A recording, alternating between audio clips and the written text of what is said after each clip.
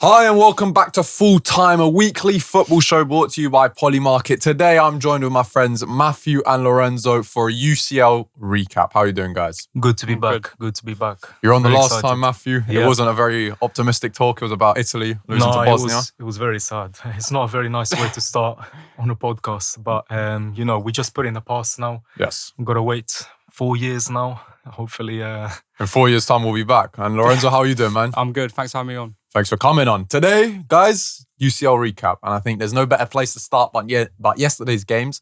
Liverpool, PSG. That's the first one we're going to talk about. Another bad loss for Liverpool. PSG dominant as always in a game where they were controlling it from minute 1 to minute 90. Yeah. Over 70% possession for PSG. 0 shots on target for Liverpool. Arne Slot opting for 5 at the back for the very first time this season. What did you make of the game, Lorenzo? I'll start with you. It was just a PSG domination. Like Liverpool sitting back. I think it's the typical Liverpool that we've seen this season. Just not much going for them.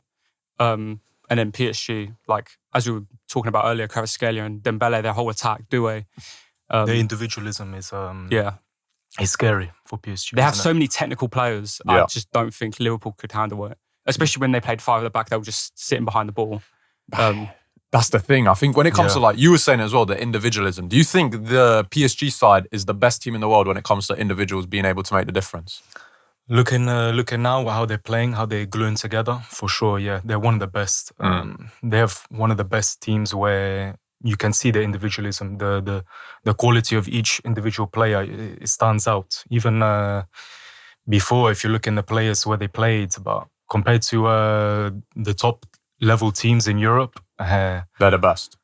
they're one of the best. You think yeah. this They're PSG up team's there still the with benchmark though? They won the treble last year. Do you still think they're the team to beat, or do you look at maybe another side in Europe being? I think they're the favourite? biggest challenge in Europe. PSG. I they think still are. they're one the of the team biggest. to beat. However, Yeah. I do think that their goalkeeper is a little bit of an issue. I do think that losing Donnarumma was a huge miss. And as we've seen with like Bayern, that we're going to touch on later on. Neuer was incredible that game. That could be a difference maker. So- There could be a potential semi-final PSG Bayern could, Munich, yeah. so That'll that be could make the interesting. difference. We were speaking about individual brilliance, and I think last night, Kvaratskhelia, like he always does in Europe, shines the brightest. I mean, if we look at some of the numbers, right, what I find so interesting is he's got 4 goals and 4 assists in the Ligue 1. In the Champions League, he's got 8 goals. He's got double the goals in Europe compared to the Ligue 1. And when you look at, like, since he joined last January, Yeah. he's scored in massive games, Champions League finals, Champions League quarterfinals, this season as well.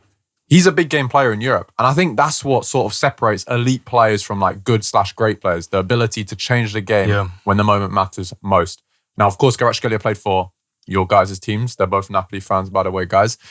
It's Would a bit you- sad seeing... Of course, it must be. But do Luca. you think, I'm going to ask you this, yeah. Where do you rank Kvaratskhelia in terms of the best wingers in the world? Do you think he's a top 5 winger in the world? Oh, for sure. Top Definitely. 5, 100%, yeah. So top 5, top 3?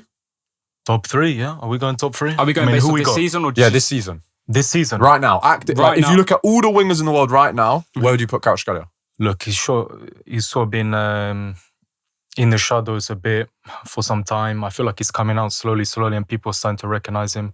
It's difficult, I guess, playing in the Ligue 1 compared to Serie A in terms of showing off what you have. You know, I guess it's less competitive. But in the Champions League, that's where the lights matters. shine. Yeah. And he's been shining under the lights. So And where now would you, people are starting to realize that he is world class. And I think this season, no, maybe not this season, next season, listen to me, but I think he's having shots for Ballon d'Or Really? soon. Yeah. Ballon d'Or shout soon for Kvaratskhelia. What do you He's got all think? the technical ability. I think it's potentially this season, he's a top 2 winger. Top 2? Top 2. Okay. It depends whether you're classing Mbappe as a winger. I know this season No, he's playing up front. Mbappe's not in this. He's a striker this season. This season, So you I think potentially Kvaratskhelia is the second best winger in the world? well, who have we got? We got Potentially, Yamal. we've got Yamal, We got but Olise. obviously Yeah. Yamal's, he's a right winger, but yeah. No, just Kvaratskhelia. wingers. Just Just- wingers. okay, just wingers, Wingers, yeah. I think he's second to Yamal. You think he's better than Elise? I prefer Oh, Kvaratskhelia. I I think mean, that- I might be a bit biased, but yeah, that's a bold take, I think. I It's being think Elise is subjective. better, but It's been, right now, we have to be subjective. And for me, if we're being subjective, Kvaratskhelia. you, Like, we but should be that's objective. bias, yeah. I think we've seen- It's personal bias. It's personal. I think there is a slight sense of bias, but I do think that we've seen more of Kvaratskhelia than we have seen of Elise. This season. If you're Oh, talking about- you just mean that I you've mean, watched in I your mean, life? Yeah, I've watched Okay, in my life. yeah, of course. But yeah, as I said, it's probably just bias, Napoli bias. He's more athletically pleasing on the eye, isn't it?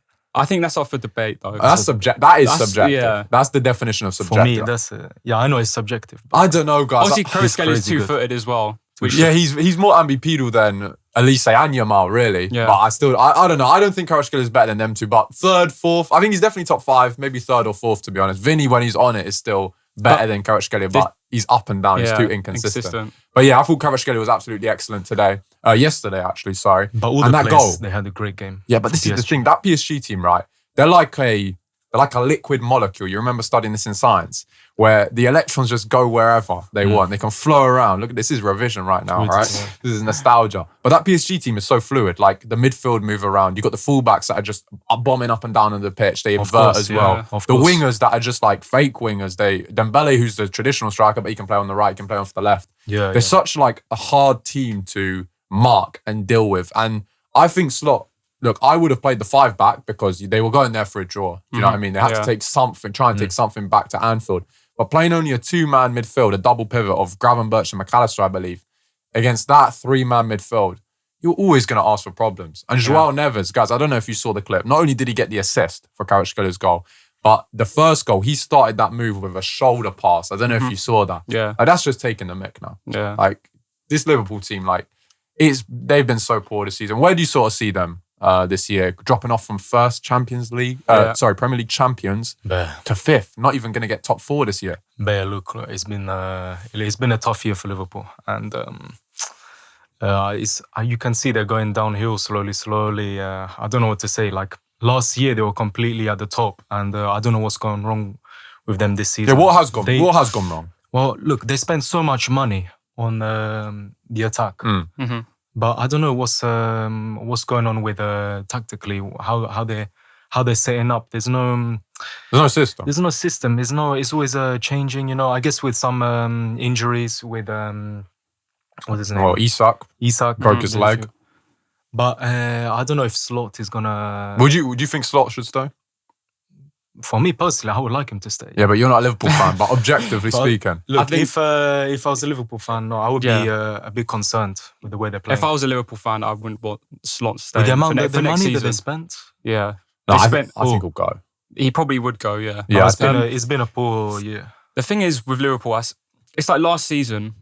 Do you think they won it because they were a spectacular team, or do you think they were just better than the rest of the league? I think it's a bit similar to this year, where like at the minute Arsenal are a good team, but they're better than the rest, obviously. Yeah. But I think it's the same with Liverpool last year. But guys, Liverpool finished first in the Champions League group last year, like Arsenal did this year. Mm-hmm. They were top of the league by a much bigger distance than Arsenal are this year, and they had it wrapped up earlier. But they were still a good team, that Liverpool team. They dropped off a little bit in the second half of the season. They lost to PSG, went on to win the Champions League. But in terms of like style, they've dropped off massive. They don't have a system. They don't have a style of play. They don't have an identity. How has it changed so quickly in the year? What's changed from last season? I think a big part of that is Salah's drop off. Yeah. I think last season he was unreal. Like debatably one of the top 3 players last season in the world. 100%. I guess he's and obviously this season he's totally fallen off. Well, that's what I was going to talk about, right? Because Salah yesterday, he didn't come on. He got 0 minutes. He was quite frustrated with that. And I agree with what you said, where Salah this year has not had a good season whatsoever. It's been his poorest season like since he's joined Liverpool in 2017. But do you think he should have come on the pitch? You're 2-0 down. There's really nothing else to lose. Yeah, I would have. I think it's a bit disrespectful not to bring on Salah. He's a star man, you know, and he just takes off the pressure from other players. When you got that star player playing in your team, it just takes off a little bit of pressure. From the rest. Yeah, from the rest of the players, because you know they're gonna provide something special, you know, and you have a bit of hope, you know. Yeah. And maybe you feel less pressure on your shoulders, and because you know he can make the difference. Yeah, he can make a difference. I think it was a bit bizarre that Salah didn't come on. To be honest, you're 2-0 down. The fact he got 0 minutes, I don't know whether it's a personal vendetta maybe that Slot has against Salah. I understand he's been poor this season, but who else did they have on the bench to come on? Gakpo? Maybe do you think it was a tactical thing though? Keeping Frimpong on, keeping the 5 at the back? Maybe, but even then, throw him up front. Put Salah up top. He can play striker as well. Like I don't know. I just thought it was a bit bizarre. But Liverpool yesterday, they were dreadful, and I'm not sure I've seen such a one-sided sort of tie of Champions League football in a very long time. Yeah. Like let's just be real. Going into this game, we knew that Liverpool had a 0% chance of winning this tie. it was guaranteed for PSG to go through. And there's no real point even playing the second leg. I don't want to sound disrespectful towards Liverpool, but there genuinely isn't. So you think the tie's Yeah, of over? course. You don't think it's over? I think it would have been over if they got that penalty and scored it. Really? Yeah. You think 2-0, Liverpool can still turn this around? At home. With Liverpool at home, you never know. This Liverpool team I know, is so bad. This Liverpool team are bad, but it's Champions League night at Anfield. Like, So you what never percentage chance would you give them of turning it No, around? not high. Not high. What are we talking, 5%? Maybe, yeah, 10%. 10% max? Yeah. What But do you never think? know. There's always an No, outside. under 10%. I mean, already, even if it was 0-0, I don't think they could get a result on the second leg. I agree, man. But look, it should have been like 4-5-0. Yeah, you're so right. I guess you have a point. Like, But- only 2-0, they still have a chance to turn it around. in the Yeah. If second I'm not leg. mistaken, they got to penalties last season. Yeah, in they Champions did. League. Yeah. But in even last season, if you remember in the first leg, I think Liverpool won 1-0 at the Parc des Princes, but they were dominated. Yeah. PSG should have I won think- it. It was mental. It was Harvey Elliott scored that goal. Harvey Elliott scored, off the bench. And then it went to pens in the second leg, PSG won. But that Liverpool team and this Liverpool No, it's team are totally not the same. different. Yeah. This Liverpool team are going to get slapped up at Anfield. And I think it's over. I think PSG are going to go through. And another game, let's move on to the second game from last night. A game that I primarily watched over the PSG-Liverpool game just because I thought it was going to be more of an entertaining watch, a bit more of a balanced game. And that is Barcelona versus Atletico Madrid. And it was entertaining. It was. I believe it was. was the first time in 14 years that Simeone wins at the Camp Nou against Barcelona. He had a really poor record there as manager. And what was interesting about this is they played each other a few days before in the La Liga, where Barcelona won 2-1 against Atleti. Atleti played a second team because the title's dead for them. Their top four is secured. They're 12 points above fifth, I believe. So Simeone completely rotated the squad and Barcelona won. They won 2-1. It clicked. But in this game, Worked well. the script was flipped. Atleti played their first team and they got a 2-0 win. First of all, I think the major talking point was the red card on Kubasi. Was it a red? Yes or no? For me, it was 100%. It's always It's a last yeah. man foul. At the end of the day, it's always going to be a red card. Those are always difficult ones to try and read, but it was a red card. Yeah, he was thrown goal, and you did see he clipped his legs at the back. There's nothing you can do. I mean, it's a bit, you can say it's harsh, but it's football is football. What can you do? Yeah, I think it was a red as well. He's the last man. I think Barcelona with this high line as well, they play a high risk, high reward system, but one ball over the top. Giuliano Simeone, who actually scored in basically the exact same situation against Barcelona in the league game. It was a long ball over the top and he scored. Kubasi wipes him out. I was a bit surprised actually that the referee had a really good view on that and he didn't give a red card straight away. I actually mentioned that when watching the game. Like That how was bizarre. to think that's a yellow is crazy. It's mental. And then having to go to a screen to check that. And he checked it for like a decent amount of I time. know, yeah. You only needed to see it once. crazy. That he was the last man. But I agree it was a red card. But for me personally, the way Barcelona play is beautiful because even though that they were down to 10 men, they put so much They pressure put on on the Atleti. show, yeah. They put They on the were show. playing. And if you had turned on the TV, you had no idea what was going on. You thought that was going to be an 11 against 11 I know, or yeah. Atleti down to 10 men. Yeah. That Barca team just attack. And I think Lamine, despite him not scoring yesterday, He was unreal. He was unbelievable. He was unreal. Some of those runs he was going on, going through like 4 players at a time. He's a joy to watch. Yeah, it's crazy. Is he the best player in the world? I think so, yeah. Yeah, man. I think so. Reminds me a lot of someone. Who's that? Messi. You think? Yeah. That's a bold Same claim, position. bro. It's early days, but you know, Yeah, how no. old is he? Look, how old is he? 18. He's 18 years Yeah. old, and he's doing that. I don't Come on. think I've ever seen an 18-year-old that good.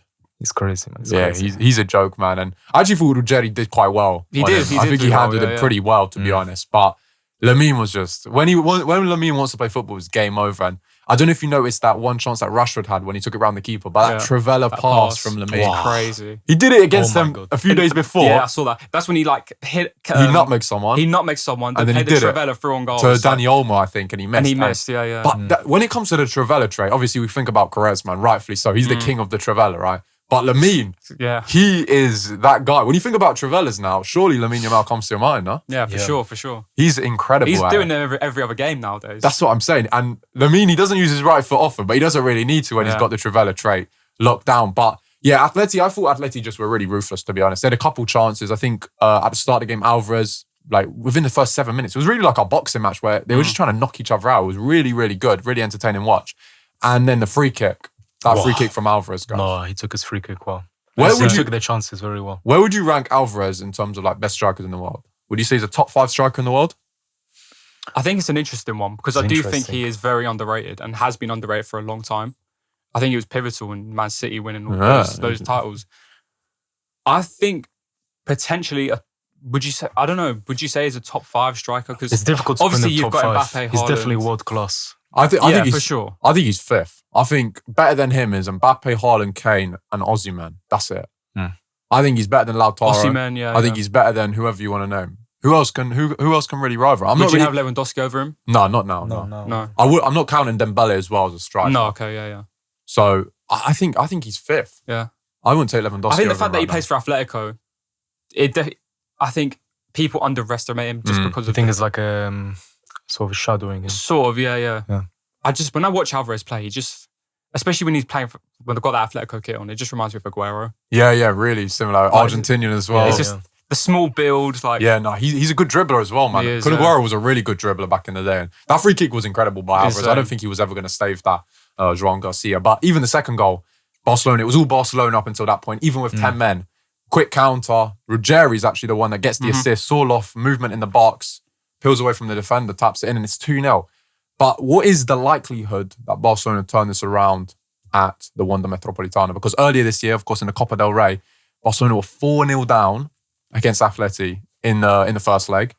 I think it was 3-0 in the second leg. They didn't quite get the remontada, but it was inverted. So the second leg was at the Camp Nou. This time, the second leg is in Madrid. Can they turn it around, the 2-0 deficit? Oh, for sure. They have the potential. They have the team. I mean, why not? Well, they've scored over 100 goals and they this will season. have 11 men. Yeah, well, of course, yeah. So why not? If I was Simeone, I would be still very anxious.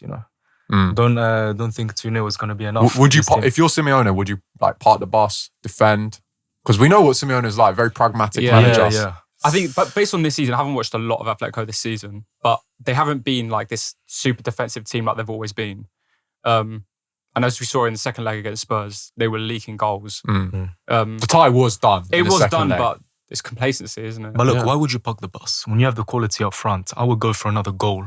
Try and get another goal. That's the thing, could they play counter-attack against Barcelona? They probably will. They probably will be in a pretty low block and then try and hit them in transition with Lookman, Alvarez, players like that. That can cause problems. I think the second leg will be all Barcelona in terms of possession. Oh, for sure, yeah. They're just gonna kill them. But I think if you can rely on one team defensively, one specific manager, Simeone is one of the notoriously good defensive managers in the world.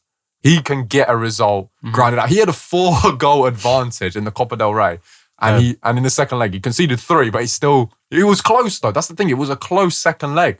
It's only a 2-goal advantage in the Champions League. Anything can happen. And what I think is like so important is Lamine. I think Lamine, I feel like he needs this Champions League in the sense that he doesn't need it now. He's 18, he can win it whenever. But I feel like he has this like undivined pressure on him that he needs to win it. I don't know what it is. I can see he's playing with like hunger. You can see the opportunity I just think to show that he's ready. I think it's going to be so tough for Atleti. I think Barca can turn this around.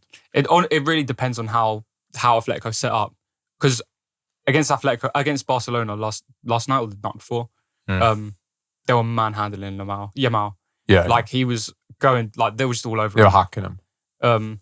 That's the only way really to stop him. But that's what I mean. Like you can't defend him one-on-one. You can't. Even Inter, do you remember in in both legs, it was a semi-final last year in the Champions League, they had to double team and triple team and they couldn't do anything. They couldn't do it, yeah. They couldn't contain him and Yamal was excellent despite him not getting a goal contribution. But this is the thing, like he doesn't need to score or assist to really impact the game. You just need to watch him to sort of see.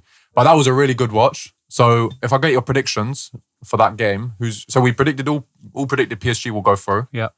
This one here, who do you think's going through? This one's difficult. Atleti 2-0 advantage at home, second leg. Can Simeone do it? Simeone is going to be parking the bus. It's going to be tight it's going to be difficult for Barcelona. But I think they have a real possibility. I'm still going to look. You got to pick a team, bro. You can explain if you think it's going to go pens or whatever. I know, 50-50, I'm on the fence. I'm rooting for Barca. I'm going to go for Barca. I think it's going to be an unpopular opinion, but I do think Atletico will make it through. Okay. I think if Atletico get an early goal, make it 3-0, park the bus. Yeah. Game over. I think if they get an early goal, if they get an early goal, they'll just kill off the tie. Yeah, I think and that's what I reckon is going to happen. The first 20 minutes is super important. Yeah, 100%. Whoever scores the first goal is going to decide the game. Yeah. I'm gonna go with Barca, man. I need Lamine to just keep going far. I just want to watch him. Like I watched Barcelona just to watch Yamal. He's a joy to watch. So I hope they can do it. And I think if any team can turn it around, Barca can. They've scored over 100 goals this season. you believe that? They're averaging 3 goals a game with Hansi Flick since he joined, which is ridiculous. Now we have to go back to the Tuesday games, guys. And we're going to start with the main game. For me, the best game out of all of these, Real Madrid versus Bayern Munich. This here is Champions League heritage. Like when I think about the Champions League fixtures, this is just some of the best football you'll ever see. 11-12 season, I don't know if you remember, that incredible Real Madrid team dumped out on penalties to Bayern Munich, who then went on to lose the final against Chelsea. 2014, Real Madrid get their revenge, knocking them out in the semi-final of the Champions League. 16-17, bit controversial, some of the offside goals and some of the decisions, but Real Madrid defeat Bayern again. 17-18, Real Madrid defeat them again. I think it was 23-24, they defeat them again. It's just Madrid have always gotten the one-up on Bayern historically in the Champions League. But Bayern Munich go to the Bernabeu for the first time since 2012 and win. What did you think of the game? It was like a basketball match. Honestly, it was so end-to-end. Obviously, I think Bayern Munich dominated like the first half. Yeah, 100%. And then I think it was towards like the last 20 minutes or so. I think Real Madrid's like their counter-attacks. Mbappe had so many chances as well. Mad chances. But yeah, like the tie is still completely open. Yeah, it's sort of like the Barca Atletico situation. Because the thing is, Real Madrid, they've got this heritage about them in the Champions League. Yeah, can't bet against them. And as you said, they've always got the upper hand on Bayern Munich. Yeah, they got a really good record. And they just managed to find a way. Speaking about being a basketball game, both teams had 20 shots. That's insane. You know, both teams had 20 shots. 40 attempts in one game. It's crazy. It's crazy. And that scoreline is very low. It could have been like a 4-2, 4-3. For sure. Yeah. It was mental. I think I agree with you, actually. The first half was all Bayern. Bayern should have had a couple more goals. I think it was Gnabry missed like a really good chance. Pitark makes a defensive error. I think Upamecano missed an open goal as well from a corner. It was just all Bayern. And then I think Jude Bellingham coming on really changed the game. Yeah. And Mbappe, like you said, in transition is ruthless. Speaking about Real Madrid, right? Yeah. Matthew, when you look at, I want to talk about one individual. Of course, everyone talks about Mbappe, but I want to talk about Trent, right? For me, that assist was just classic Trent. That cross goal was like, the amount of pace and power he got on that and the accuracy to find Mbappe on the back post, it's world class. But there's a lot of talks in the media, especially the English media, and I feel like this only happens in England. No other country would question this. There's a lot of people saying that Trent shouldn't go to the World Cup. What do you think of that? Should he be on the plane? Of course. I think, of course, as well. What do you think? He's definitely molding into this Real Madrid team. Now he's finding his feet and he's starting to show his quality. I think he's always been a world-class fullback. And he's starting to show the quality, even in the Champions League now, in the La Liga. Why should you not go with England? No, I agree. I think it's a no-brainer. But it's a no-brainer. The general consensus is that he can't defend. I think it's lazy as well. But I do think it's a lazy argument. It's just about fitting into the team and playing around him. Do you understand? Yeah. And using him correctly. No, I do think, as you said, it's a bit of a lazy argument. Although I do think he was slightly at fault for the first goal that Bayern scored. Nah, bro. Carreras was. Do you not see Carreras not holding the line? No, I know, but I don't know. I get what you're saying with Trent defensively. He has those lapses. I think his positioning is just like. But when you're so elite at something, which is like progression, final ball, his offensive abilities are just of a winger. There's always going to be a trade-off. Yeah, but that's what I mean. Is he a right back? He's probably. I mean, yeah, he is because he's played there his whole life, and he's been elite in that position. But where would you put him if you don't put him right back? For I don't think he'll start for England. I think Reece James will start, but he has to be on the plane. Yeah, there's no two ways about it. But in that game against Bayern, he was so good offensively, and that goal came from him. I don't think there's another fullback on earth that plays that ball and finds Mbappe. Mm-hmm. When it comes to final delivery, I think he's the best. And hey, Madrid, they weren't poor. I thought they were quite poor, and I thought they were quite lucky that it was only 2-1, to be honest. Yeah. But they got a lifeline going into Germany the week after. But Bayern Munich, when we talk about attacks, we spoke about PSG, we spoke about Barcelona. These guys are one of the best attacks in the world. And I think their main man... Yeah, Olise was incredible. Carreras was struggling. He was struggling really bad. I felt bad for him. I felt bad for him too.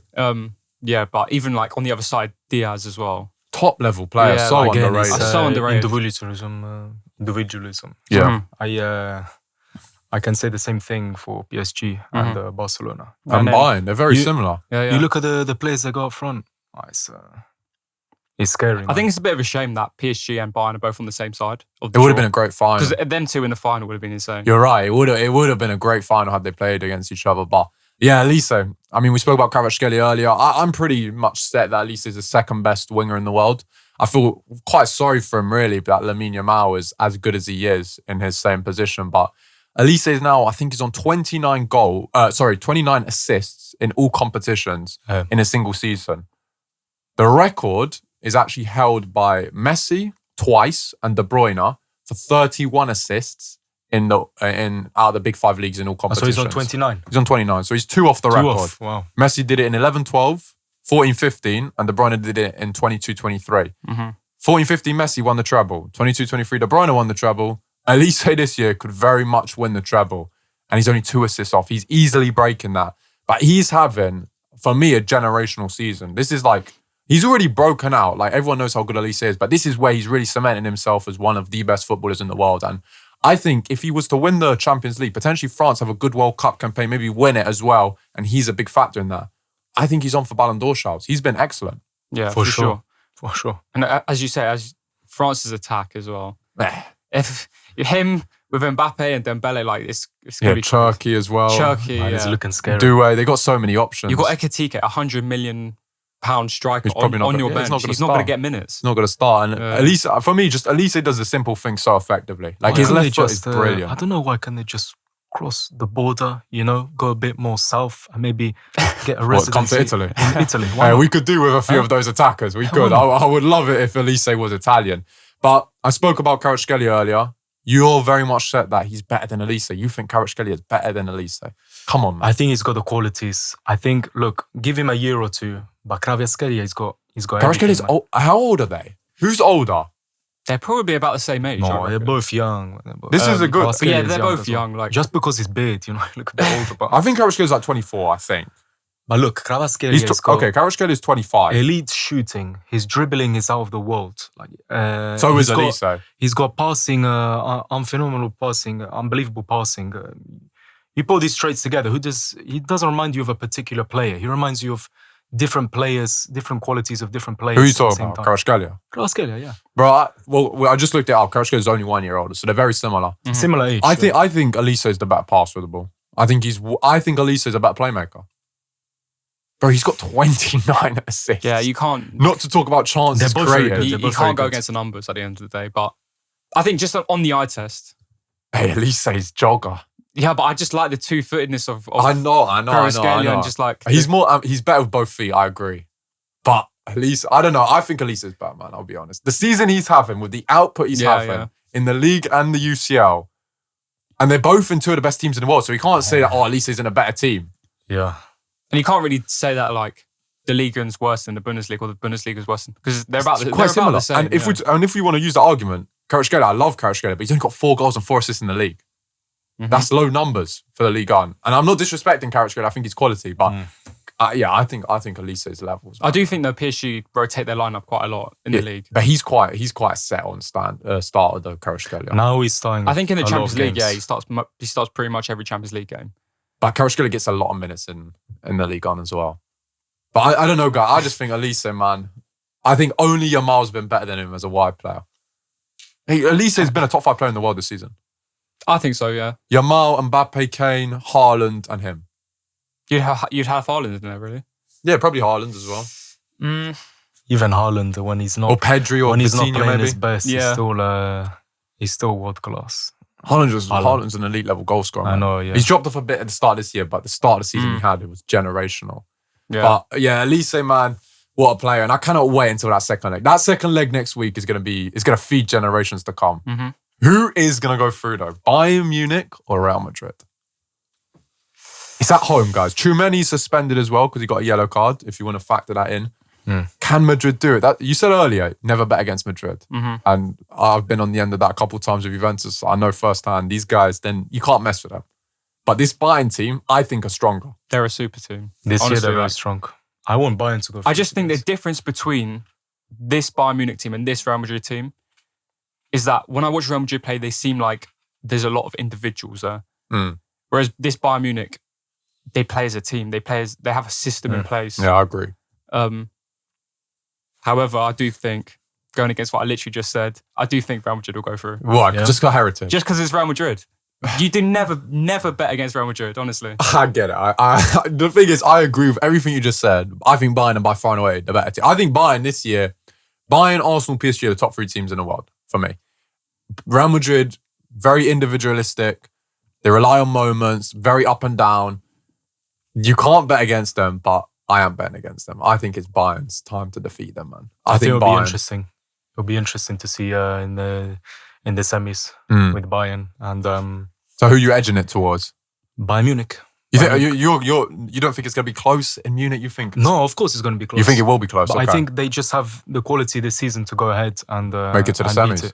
Beat Real Madrid for sure. I think a little Upamecano slip up. You never know. Hey, he's done it before in Europe. He's having a great season, but he's done it before in Europe. Last thing I want to talk about is Bayern Munich is actually Harry Kane, right? Because I thought Kane had a really poor game. Now, I know he scored. Yeah. And at the end of the day, you want your strikers to score in big games. And that's something that everyone's really been critical of about Kane when it comes to big games in his career. UCL, international stage, he does fumble a lot. I think, firstly, if Courtois in goal, he's saving that. Lunin should be saving that on his near post. I think it was really poor from him. But Kane did score. But do you think Kane can be considered one of the greatest strikers of all time, despite his record in the biggest games? Or be considered the best striker in the world currently? His numbers are a joke. But when the eyes are on him, when the pressure mounts in the big games, like we spoke about Kvaratskhelia, he turns up in Europe. Kane, famously, hasn't. So where do you stand on Kane? Hey, look, he's still a legendary striker. And even if he doesn't turn up in the Champions League, he's got the opportunity this season To make history, yeah. To make history. England with the World Cup, potentially his last ever World Cup. Yeah, how old is he now? He's 32, 33. No, maybe he's a bit older. He's 33. 33 at least, yeah. Anyway, I don't think just because he has a few slip-ups with the Champions League, he won't be remembered as one of the best strikers to grace the Premier League and Bundesliga. He has the quality to turn up. Maybe just his game, he looked a bit, off it, a bit slow. He didn't really get much on the ball. But he scored. He scored, yeah. That's the thing. He scored. Even when he plays bad, he can still score. That's the difference. You just have to work around him, and use his qualities to the team's advantage. So I think if he wins the Champions League this season, I think people will start to look at him differently. Would you give him the Ballon d'Or if he wins either the World Cup or the Champions League? Wow, that's another question. Yes or no? If they win either the World Cup, or if he wins either, yeah, he wins one or the other. That's different. That's a different question. Hey, it's very tough because you know what? If the Ballon d'Or shouts will be there though. If Bayern, they will be there. But I think if Bayern Munich win the Champions League, I think it could go to Elise even. You think? Potentially. Kane's older. Kane might have the PR. I know goals, but then he has to go up against. But could you just imagine all these players Elise winning the Ballon d'Or? Yeah, I could picture it. I could see it. You don't. You have an issue with it. I don't know. It just doesn't sit right with me. You reckon? Yeah. I don't think he's the best player in the world. But so if Kvaratskhelia lifts it, you see that happening.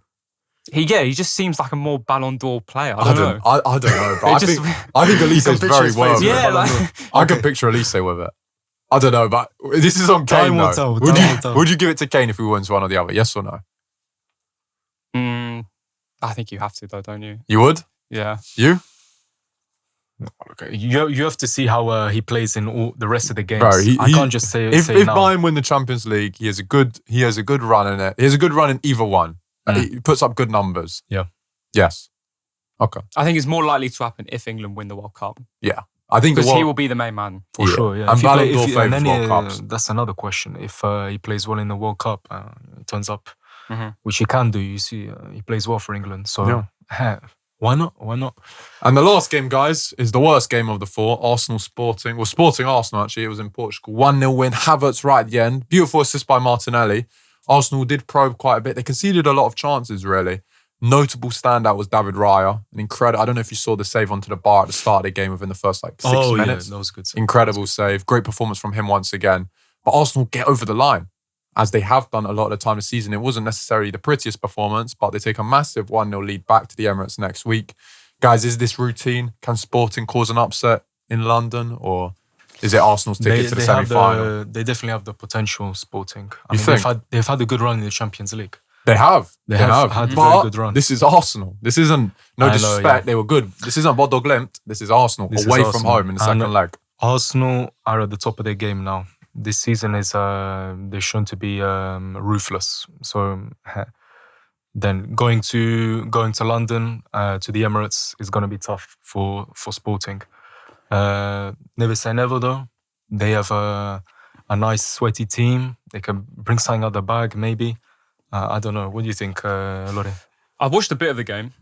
I do think that Sporting actually gave them a good run for their money. They did, yeah. Like Arsenal were struggling at one point.